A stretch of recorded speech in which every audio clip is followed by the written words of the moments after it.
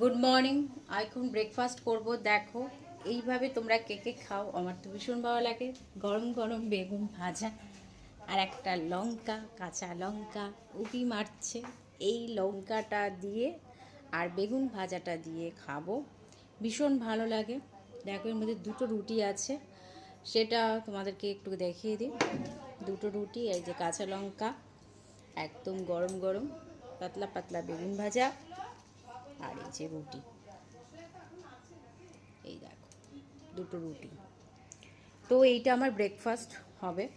এই যে এইভাবে খাবো, যে বাটিতে ছিল সেই বাটিটাই নিয়েই খেয়ে নেবো, আর এক্সট্রা আর করবো না। আর সাথে এক কাপ চা, বেশ কড়া করে দুধ চা।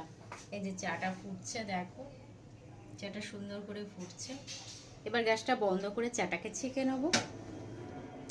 চাটা একটু ঠান্ডা হলেই ভালো, যা গরম, তো বেশি গরম খাওয়া যায় না গরমের মধ্যে, শীতকালটা বেশ ভালো লাগে। তো এই দেখো চাটাকে ছেঁকে নিচ্ছি।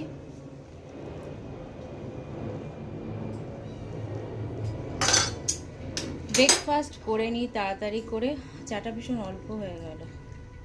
যাই হোক, যেটুকু হয়েছে হয়েছে, সেটাই আমার লাভ, কারণ তাড়াতাড়ির মধ্যে যেটুকু পাওয়া যায় সেটুকুই লাভ। এই যে বেগুন ভাজা, রুটি, লঙ্কা, সাথে এক কাপ চা, জমে যাবে, জমে ক্ষীর হয়ে যাবে। তো চলো আর বক বক করবো না। সুজাতা দিদির খাওয়া হয়ে গেছে ব্রেকফাস্ট? চা করবো, চা খাবো, সুজাতা দিদি এখনো খায়নি। এই যে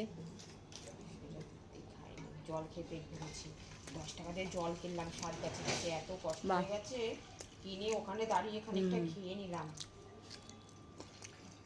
এইভাবে রুটি খেতে ভীষণ ভালো লাগে, একটু কামড় দিয়ে নিলাম। তো চলো, মাসি শুয়ে বিশ্রাম করছে, ব্রেকফাস্টটা কমপ্লিট করে নিই। টাটা।